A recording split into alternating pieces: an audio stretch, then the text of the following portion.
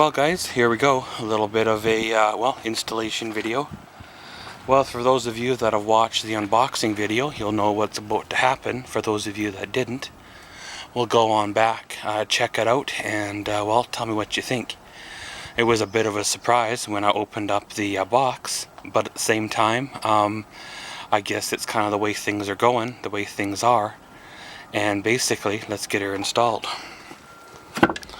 So not 100% how much of this I'm actually going to have to film step by step. I'd like to apologize for the dirtiness of the truck. That's kind of what happens when you've been retired to the back burner, not being driven on a daily basis like you were before, but it tends to collect a bit of dust. Well, in front of us here we have an Alpine UTE-42BT. Basically the factory stereo has been took out and changed already with a Kenwood one, who has now pretty much given up on me, so it's time to change her on out.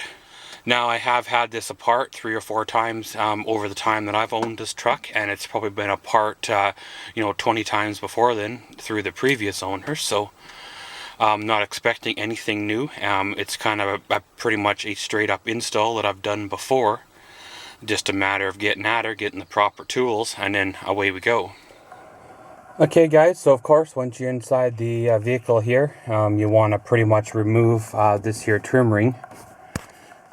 Now of course this is for the Silverado trucks, pretty much the years between whatever it would be there, 2002 to like 2007-ish. They got the classic body style, or whatever you want to call them, with the trim ring around that goes all the way from, left to right over top of the whole instrument cluster. So of course I always find that if you drop the steering wheel down, tilt the column pretty much all the way down, the trim ring itself will pretty much pull right back and out without having any trouble. So what I'll do is you start at the corner here, whether it's top or bottom, try to get your fingers under and then basically work it, all the way across. Pretty much like that, and really it's ready to come out. Of course, this one here being a lower end vehicle, there isn't a lot of the electronics in here that some of the fancier ones will have, as well as there's no added accessories drilled into the plate down here, so we don't have to hook anything. Once you've got her all, pretty much it just lifts up and out, and then away you go. Okay, so on this particular model of the truck, there's one mount here and 2 mounts over here. Pretty much you undo these 3 screws, and pretty much the whole dash kit and all comes out with it. Then of course there's another couple of screws pretty much that hold the deck itself to the dash kit, and then of course the wiring to undo from the back. So of course let's twist those loose. Well guys, here we go, a little bit of a follow-up to the first part of this here video. Well, as you've seen us, we had the Silverado here. We were going to install the stereo, pretty much tore it all apart, and then we ran into a bit of a snag. No, there's nothing wrong with the truck per se. There's nothing really wrong with the electrical system per se. The wiring that was done, for the stereo and all that is good, pretty much. Everything is fine. If I were to choose to downgrade my system, then we'd be good to go for the installation. However, because I've chose not to downgrade my system, I still want to maintain the 2 amps, one for the sub, and one, of course, for the speakers. I have to go with a different stereo.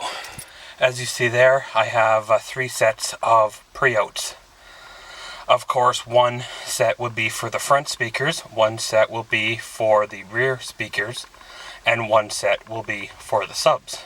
Now, of course, I could probably unhook the front speakers from, the amp and run with a single channel amp, and it all will be fine, and I can use the cheaper deck However, because I want to leave the system integrity kind of the way it is, because it sounds good right now, I need a better deck.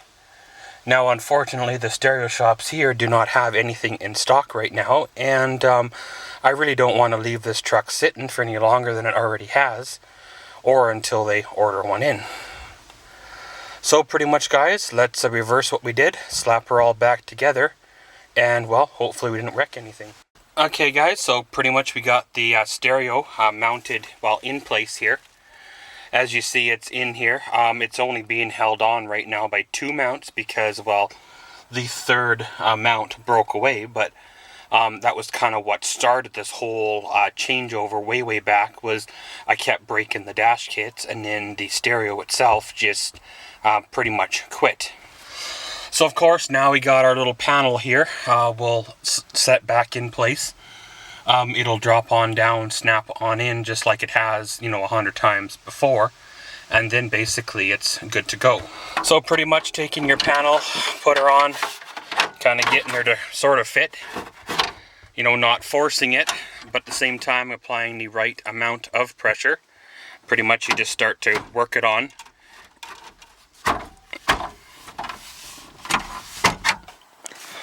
Pretty much like that, and then basically she is good to go. Now of course, when I do decide to switch out the deck, when the stereo shop gets one in, I find one that I like, stuff like that, it's pretty much just reversed what we did.